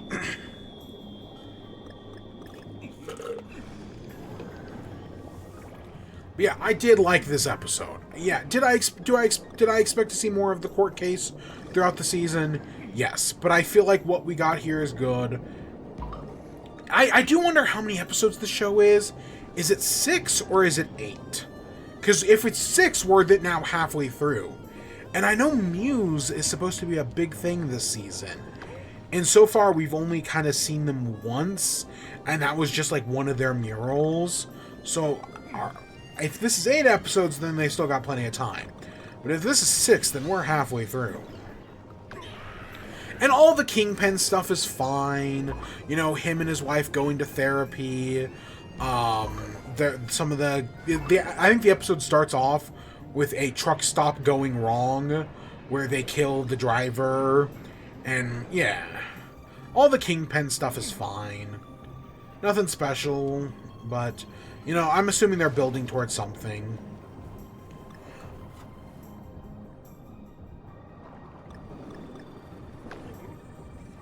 Yeah, I'm still invested enough to keep watching, so we'll be back next week. So the first show with a finale we got to talk about is Win or Lose. So Win or Lose, this is the Pixar animated show, and they had their final 2 episodes. And oh boy, do we have some things to talk about. So let's talk about the episode 7, which is about the character Kai. So, I remember hearing a rumor not a rumor, I remember reading a story a while back about how this show originally had a trans character, and that at some point Disney or whoever else stepped in and basically made them remove that trans character. That was not the first thing I knew about the show, but definitely around the time the Gatekeeper episode of Moon Girl leaked, that was when that story kind of started popping up, because it's another show about, another sports story with a trans character where they're removing the trans character. So I remember hearing about that. And so I figured, oh no, the show's just, they've completely removed that character's arc. Maybe there was an entire episode that had been removed. That's kind of what I figured going into the show.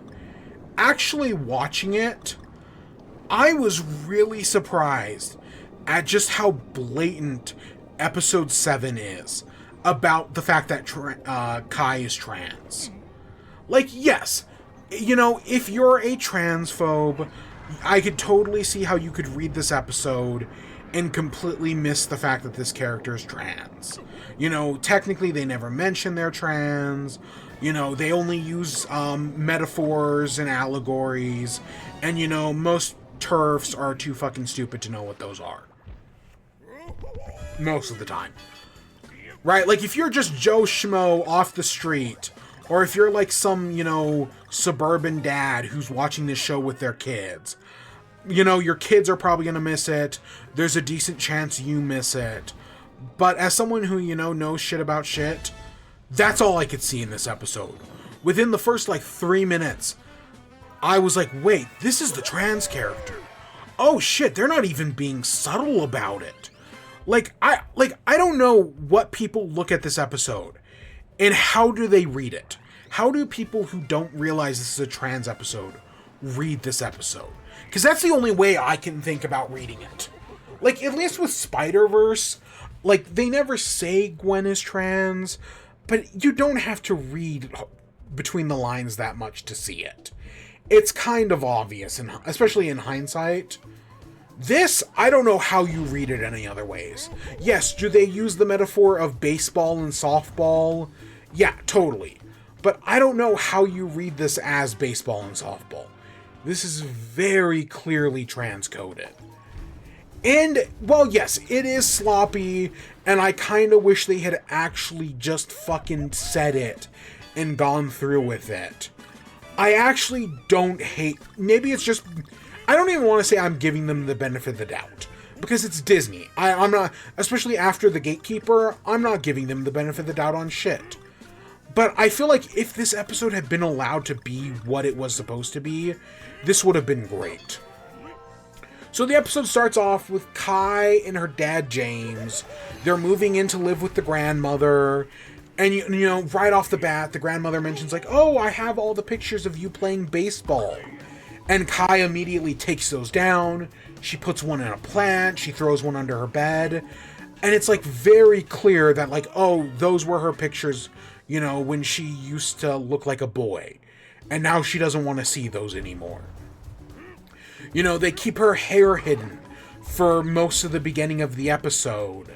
And then, like, the hair, it's like, oh, that's a big reveal. Because, again, it was she's trans. Like, that's very obvious. And, you know, you see her hair, you know, growing out as, you know, the episodes go on. One of the things they do is whenever she's, like, excited or elated, she starts floating. And I can only read that as gender euphoria. That's totally how I read this, is the character is experiencing gender euphoria. And I know, like, oh, well, oh, it's, the episode frames it as, oh, it's just, you know, she's on the softball team. She's found a place to belong. She even mentions to her dad at one point, like, you know, at least the softball team is, like, co-ed. Which, yeah, obviously not subtle at all. But I don't know how to read, especially a line like that. Like, I don't know how to read that any other way other than trans. But yeah, totally, those moments of her, like, floating off the ground, being elated, that's gender euphoria. And I think the scenes are really well done. And when she sinks into the earth, you know, that's the exact opposite. And, you know, you have moments where, like, oh, you know, she's playing softball, but the dad accidentally calls it baseball. And it's like, clearly that was her dad dead naming her. Like in the original version of the script, that's dead naming, or that's a metaphor for dead naming. Either way, it has a similar effect. I did like the episode.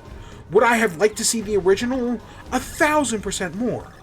But I wish Pixar had actually got to do what they were going to do. Because, you know, even though Disney treats trans people awfully in their shows, like they clearly won't get any of this trans representation, they are clearly hiring people who are really good at talking about it, who clearly have good ideas and interesting narratives to tell. And then, you know, they hire them, they let them start working on an episode, and then they either cancel it or change it because they fucking cowered out when they clearly had something great. Like, I mentioned if the Gatekeeper had actually aired, it would have won all the awards, it would have gotten all the recognition it rightfully deserved, because the Gatekeeper was a fantastic episode. And if this episode had come out like it was originally intended to, same thing. I think this episode would have been fantastic. Because in its current state, it's not bad. But there was originally something truly special here. And like I said, I thought they were going to cut it all out. I was expecting almost none of it to remain. So the fact that almost all of it's, you know, well, yes, it is kind of choppy and it is a little bit sloppy. The fact that what they were able to keep in as much as they can, kudos. You know, did you sneak one past Disney? Probably not. But you got as close as you could, and I think they made something decent. So that's the Gatekeeper. Or not the Gate. That's episode 7. Episode 8. I was like, how do they wrap this all up? And we get the dad's perspective. The coach's perspective. And, you know, we find out from his perspective that, you know, he really loves his daughter, but he doesn't want he doesn't want the other kids on the team thinking that he's playing favorites. That's why he doesn't, like, treat her any differently. You know, he doesn't want them to think he's playing favorites. He's a divorced dad. He's living in a motel. He loves his kids. You know, he loves his team as well, but the pressures are weighing in on him. The PTA, you know, some of the parents want to replace him as coach because Kai's dad, you know, he used to play baseball in college. So now he thinks he has the right to lead the team. And Kai hates this, obviously. Like, you know, like, oh, you know, this is the thing I found. Like, there's, in the baseball not metaphor part of the episode that they turned it into, it's clear that Kai's dad, you know, is like taking all the fun out of baseball, and that's why she stopped playing, and now he's going to do the same thing to softball in the non-metaphor version of the episode. But yeah, so we get the I do like the dad's perspective. You know, we kind of see where it's all going. Eventually, you know, it goes to the big game, and we kind of see where we left off in some of the previous ones. You know, while they're able to cover the play, eventually people start yelling at the ref, including, you know, James, who there's a part of me that kind of wish they had introduced him earlier, because he plays, you know, a kind of bigger role in this final episode. He is basically the closest thing this show has to a main antagonist. Him and the Bleacher Creatures. And they just don't do... Like, they introduce him so late, and the Bleacher Creatures plot... Like, I know where we left off, they were like, oh, you know, he gave the pipe back to the kid, the toilet paper roll. And it seemed like this really sweet moment. No, they're still, you know, stealing from people. They're still using faux activism and faux communism to try to... They, like, you know, they claim they're saying something when actually they're saying nothing, and they're just stealing. So yeah, that's all whatever. But, you know, you get to the final bit. Eventually, you know, parents start going on the field. You know, eventually the dad gets ejected from the game by the ump, and this is what causes him to, like, start blowing up into, like, a blimp, and the kids have to, like, calm him down. And, yeah, you know, it's Pixar. They kind of get ridiculous with things, but I feel like that's part of the charm. Did it make me cry? No. But, you know, maybe in a few years, you know, when I have kids of my own, I'll feel different.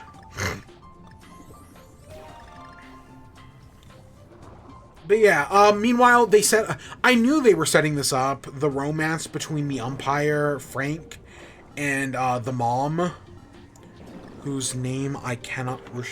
It's Rochelle's mom, who is named... Fuck, what is Rochelle's mom's name?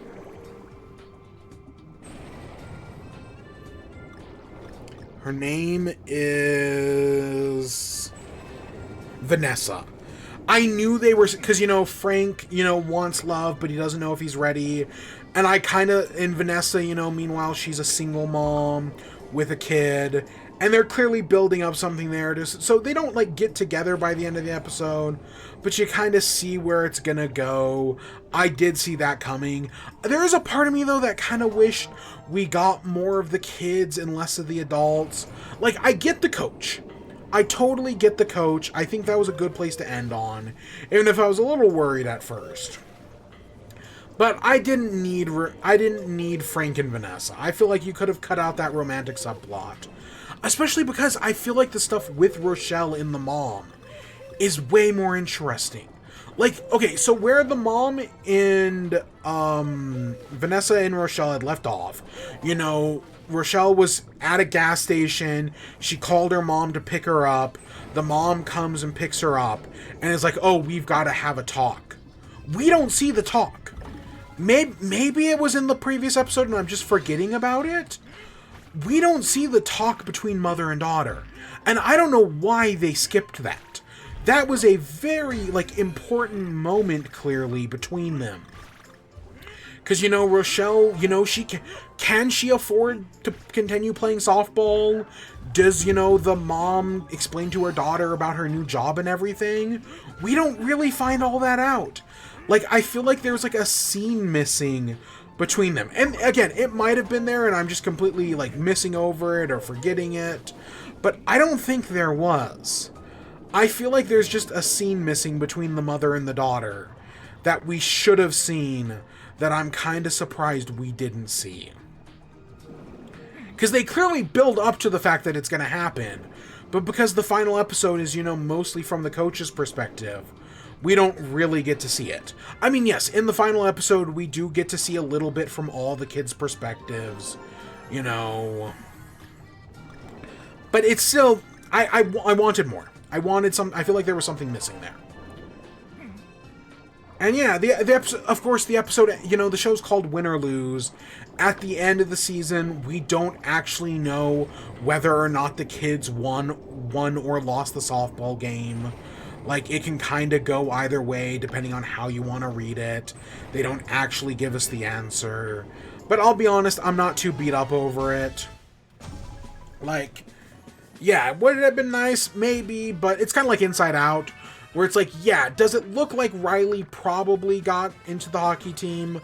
Yes, but, you know, she might not have, you know, we don't know. Do I think they won the softball game? Probably, maybe, but if they didn't, it's no big deal.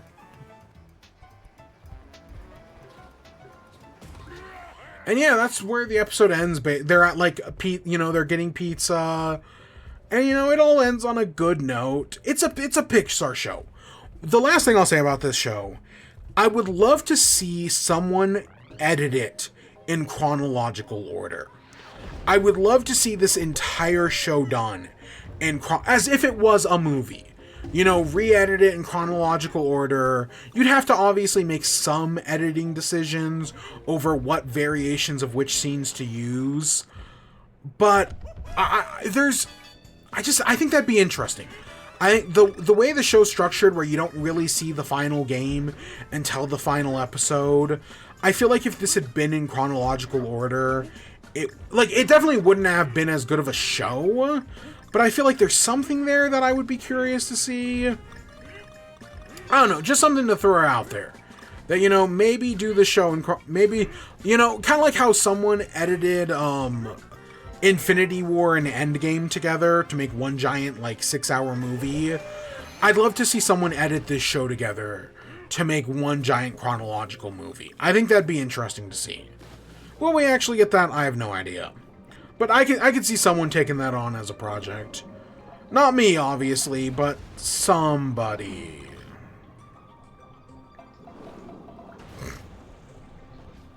Okay, so let's talk about Invincible. So we had the season finale, excuse me, not series, season 3 finale of Invincible, where we had left off with the show. They were built, you know, we saw the Invincible War, the world was destroyed, and right when, you know, it's, you know, they're starting to put the pieces back together, here comes Conquest. And I'll be honest, despite what IGN will tell you, this episode is amazing. A lot of people have touted this episode as the best episode in the show. Or even if it's not like the best episode, it's definitely top 3. And you know what? I completely agree. I think this episode is fantastic. You know, people have all been complaining about the animation all season, and while this episode doesn't have perfect animation, like there's specifically one scene where Mark is punching Conquest, where it's clearly just the same few frames, played forwards, then backwards, then forwards, and backwards again and again. Like, yeah, there are definitely some, you know, corners cut, especially at the end with the funeral. For the most part, the animation in the episodes 7 and 8 is a lot better, and if they're saving their budget and time for these fine, big finale episodes, I definitely do see it paying off, you know, getting impact frames, feeling the weight of characters' movements and actions. I think it all works really well. Conquest, Jeffrey D. Morgan does a fantastic job as Conquest. He, you know, again, people last week were complaining about the voice. No, he is amazing. Everybody has eaten their words on that. He does a fantastic job. He brings great life to the character. I love the new things they've added to his character, not in the comics. So full spoilers ahead.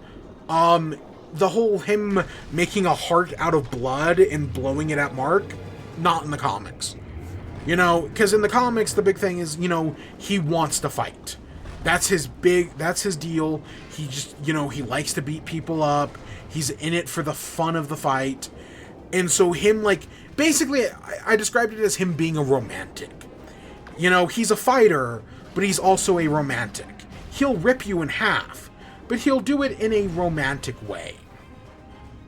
And I feel like that perfectly describes the character. So that moment's great. But then later in the episode, he gives a speech. He gives a monologue about how lonely he is. And that he is a victim of his own success. Again, another thing not in the comics. But oh my... It's amazing. It is amazing.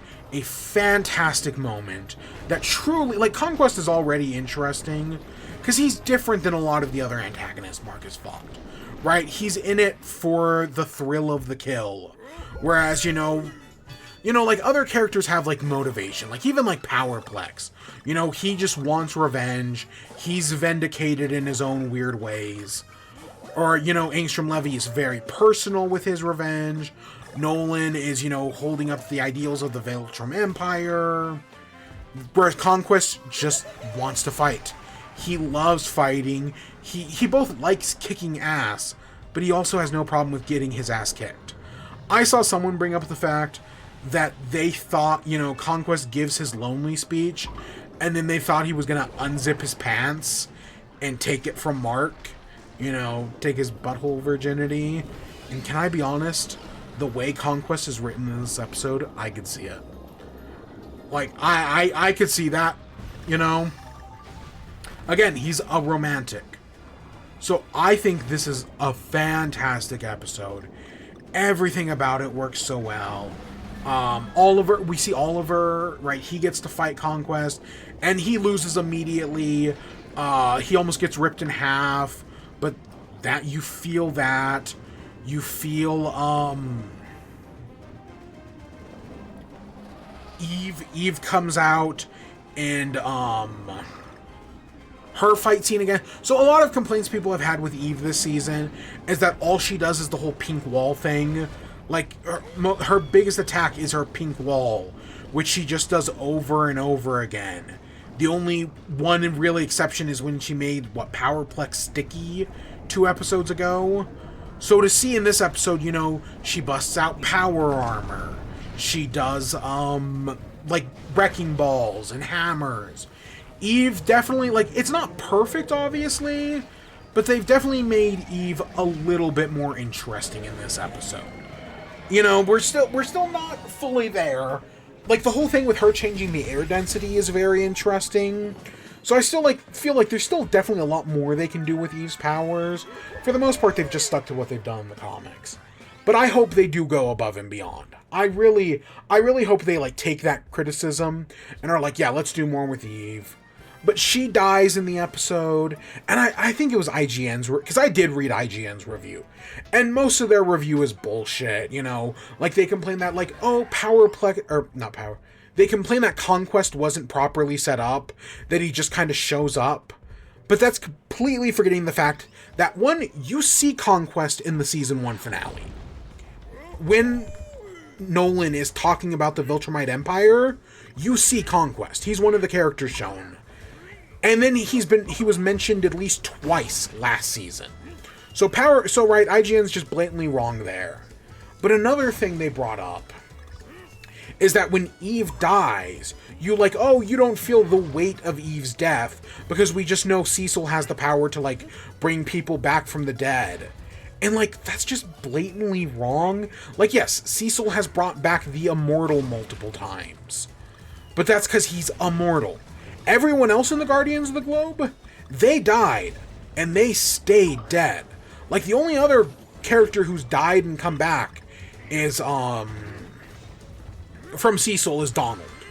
Right? Yeah, Angstrom keeps coming back, but that's not Cecil's doing. yeah, you know, spoilers again, Conquest is still alive. He will return. But that's not Cecil like, oh, I'm gonna intentionally bring him back. That's just him using his natural Viltrumite healing. So I feel like IGN is like, no, Eve legitimately dies in the episode. Conquest even tells Mark, like, oh, say your final words. Oh, wait, it's too late. You know, she's already dead. And then she comes back. And then she gives this one, you know, she gives a giant beam attack on him. And that's really what defeats him. Right? I'll be honest, Mark was even, you know, Mark going all out, delivering that fantastic line about how, like, oh, I can see the future. You don't live till tomorrow. Great line that I totally butchered. But it's all because of Eve. If it wasn't for Eve, Mark would not have won that fight. And, you know, Mark kills Conquest, or at least he thinks he does. And I really like him, you know, just headbutting him over and over again, being like, oh, is this what you wanted? You know, afterwards, Mark, at the very end of the episode, he tells Oliver, like, you're right. You know, if anyone threatens my loved ones again, I'm going to kill them. Again, we're in the black suit era. It has to get darker, and it's already gotten dark, and it's just going to keep going. The one thing that people do have a problem with this episode is the funeral. You know, a lot of people are disappointed with that. You know, they used up all their budget in the fight, so the funeral's kind of underwhelming. Most of the characters just kind of look like they exist there, and they don't really do anything. And then, of course, the two speeches we get Rudy's speech, which is where he changes his name to Rex. I've actually seen a lot of people pissed off about this. They did such a good job at redeeming Rex in the show that for a lot of people, the idea that Rudy is the new Rex really pisses them off. And, you know, I saw someone make a joke that was like, there are now 4 things it's okay to dead name. Twitter, the Gulf of America, Rudy, and I can't remember what the 4th one was. But yeah, you know, admittedly, I mostly just call him Robot for that exact reason, because, you know, we're not going to call him Rex. Like, again, as someone who read the comics, I'm fine with it. But I think that just shows how good of a job they did redeeming Rex in the show. That, you know, people are genuinely pissed off about this. I wish we got to see a little bit more Shrinking Ray at the funeral. Like, I saw someone suggest that they should give Eve's speech to Ray. And, like, they could have, but, you know, instead she gives her whole speech just to her and Mark. And we get this moment where Mark is just smiling and is like, oh, well, Rex died, but at least you're still alive. So, yeah, I've seen people call out that as well. I'm kind of whatever on that. I don't know. I feel like I'm not as angry at the funeral as some people are, but I just think it shows. It just goes to show how good of a job this show has done. So our final 2 teases at the end of the episode. The first one is Eve uses her powers to take off Mark's costume, and when she does, you see like it's like melting. And, like, so something's gone wrong, you know, she's come back from the dead, but now her powers are glitching, and so that's our first tease for the next season. Our second tease, the more interesting one, is Damien Darkblood. So, in the comics, Damien Darkblood, I can't remember if in the show, Cecil sends him to hell to stop him from exposing Omni-Man. Basically, he does like a Watchmen, you know, Watchmen with Rorschach. He basically does that to Damien Darkblood. And that's the last we've seen of him. And in the comics, it works much the similar way. You know, Damien Darkblood, I can't remember if Cecil sends him to hell or not, but I know once he disappears, he's gone for the rest of the comic. So it was a genuine surprise to see Damien Darkblood again, and them hinting that they're gonna do something with hell. You know, Mark's probably going to go to hell. They're talking about somebody with like a black heart who will let them like take over the surface. Are they talking about Conquest? Because, you know, we also find out that Cecil kept Conquest alive. I've seen a lot of people say that, like, oh, well, you know, I was on Cecil's side, but seeing that he left Conquest alive, I've completely turned on Cecil. He's wrong. And yes, Cecil is wrong for keeping Conquest alive, because this is something that's probably going to backfire, but I still mostly agree with Cecil. That's the thing. Even despite him, you know, leaving Conquest alive, I still mostly agree with Cecil. At least within the universe of the show. And, like, I get why he did it. Is it going to blow up in his face? Totally. But I understand his logic. And then, yeah. So the Damien Darkblood thing, this is not something that's been in the show. Or not something from the comics. I was listening to someone talk about, I guess Kirkman gave an interview at some point, where he originally had planned to do something with Damien Darkblood in the comics and have Invincible go to hell. Like, he had started writing that arc, and then for any number of reasons, it never made its way into the comics. So since, you know, since Kirkman basically treats the show like his second chance to do the comic over again, you know, something he couldn't do in the comics last time, he's gonna do this time. So I'm actually 100% on board for something entirely new. You know, if they can come in and surprise me, I'm all aboard for it. I think that sounds really interesting. If we're gonna do something new, let's go for it. Give me something entirely new. I'm totally down. Of course, I saw someone point out, like, oh, you know, it's probably just going to be, like, Doc Seismic or some bullshit like that. And yeah, is it probably going to be some bullshit like that? Totally. I could totally see that. But I'm not too worried. I think it's interesting. I don't know. I went to pull my comics out because I was kind of like... So normally, whenever we talk about a season finale in this show, I like to give, like, a one-word prediction for the next season. You know, for season 2, at the end of season 1, my prediction for season 2 was simply the word Angstrom. My prediction for season 3 was the word Conquest. So I went to pull out my comics and be like, oh, well, let me find a one-word prediction for season 3.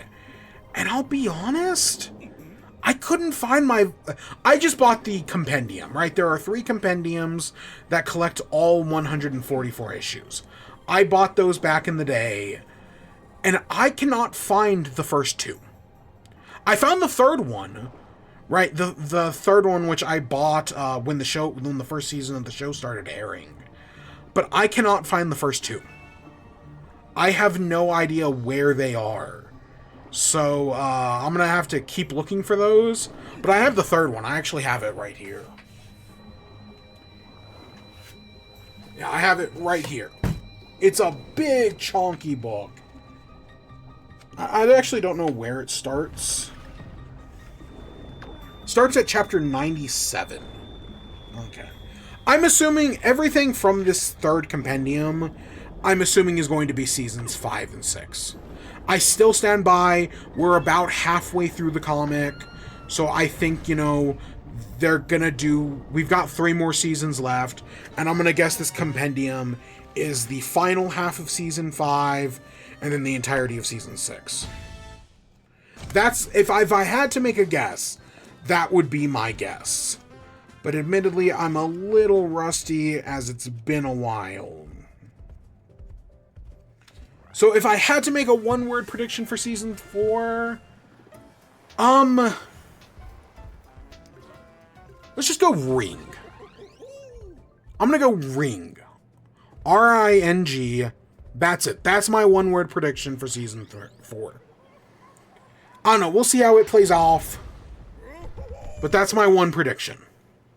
I specifically have an idea in my head where I want them to do it, but I don't want... Because, well, I know a lot of Invincible fans, you know, people who've read the comics, have no issues with spoiling things. And I usually try to give a massive spoiler warning. I'm not even gonna do that. I'm not gonna spoil anything from the comics. My one word prediction is the word ring. And we'll talk about that later. when we actually get to the season. Maybe I'll give an actual spoiler warning.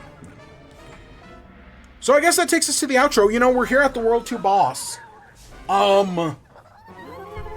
What's coming up in the future? So again, I mentioned this at the top of the show. I have been so fucking busy with work this week. I've got a project proposal due on... Technically, I think it's due on Wednesday, but I want to have it done by Monday. And I've just been so busy with it, and I did not get nearly as much done today as I wanted to.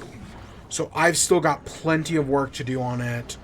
So that's definitely tomorrow, and probably the day after that as well. But I will get it all done one way or another. And then my hope is after that, you know, I get it done, you know, it's all done on Monday. I've got Tuesday off.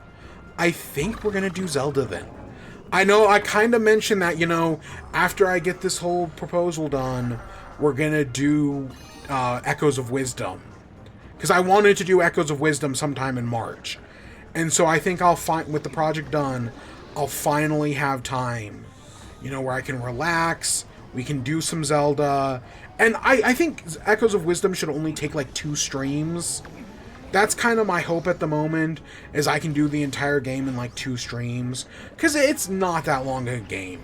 Even like my casual playthrough only took like 12 hours. So I fully don't expect Echoes of Wisdom. I think 2 streams would be, you know, 2 6-hour streams. We could totally beat the entire game in that time. So that's kind of what I'm aiming for, you know, Tuesday, and then maybe Thursday, maybe Friday. Probably not Friday, but maybe like Tuesday and Thursday, or Tuesday and Saturday. At some point, I will find time. Can I do Thursday? Ooh. I don't know. We'll see. We'll see. But I'm planning on... Sometime this week we're doing Echoes of Wisdom. Of course, you know, we're going to continue on with the stream. At some point... I know we're playing through Tropical Freeze right now. At some point, I'm probably going to take a break from Tropical Freeze. And we might do some Pokemon shiny hunting. I don't know. Maybe we'll beat Tropical Freeze and then we'll do some shiny hunting. At some point, I've got to do some Pokemon shiny hunting. Because there are like 9 shinies that are currently in the event right now. And I'd love to get all 9 of them. But, you know, that's going to take some time. But I'll find the time.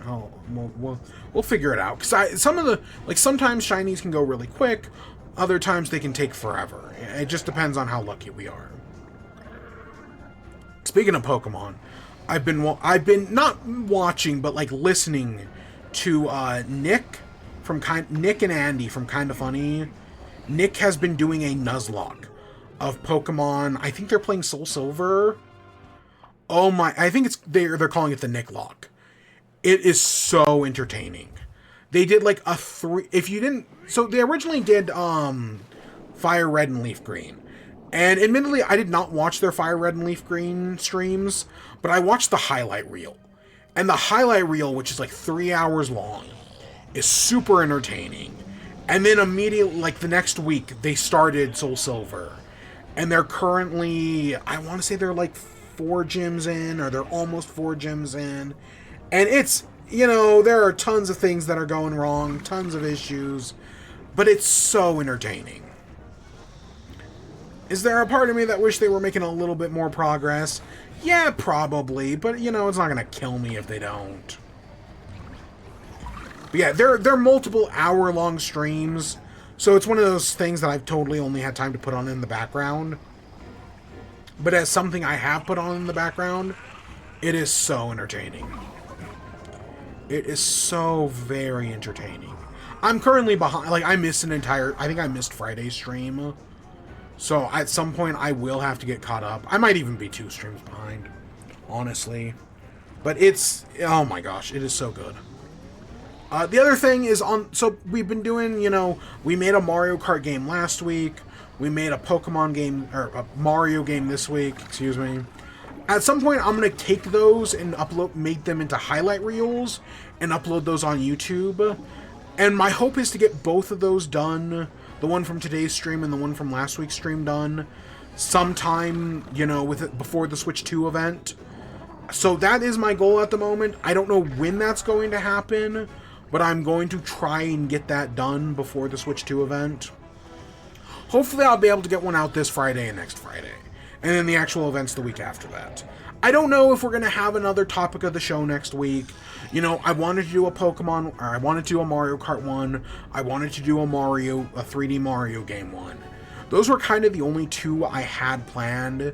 The only other idea I've had is like a top 20 Switch games. I feel like a top 20 first-party Switch games. I think that could be a fun topic. I kind of mentioned that last week. So we might do that in the future. I don't entirely know at the moment, but I'm definitely thinking about it for sure. I just have to actually write that list. And I'd probably keep it to first-party only. Like, I know there's a lot of good third-party games on Switch, but I'd probably make it first-party only, just because I feel like that makes things more interesting. Or maybe just Switch-exclusive games, because I think there are some games like Golf Story that you can only get on the Switch. And, like, where else am I going to talk about Golf Story? So, yeah, just be aware that that's coming up in the future. But, hey, we beat World 4.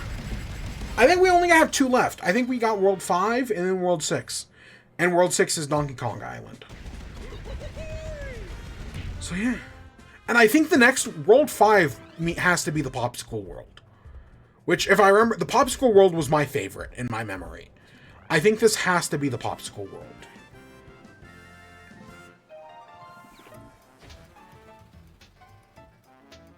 Yeah, Popsicle World. You'll see why it's called Popsicle World. But we'll get to that in the future. So that's where I'm ending off for today.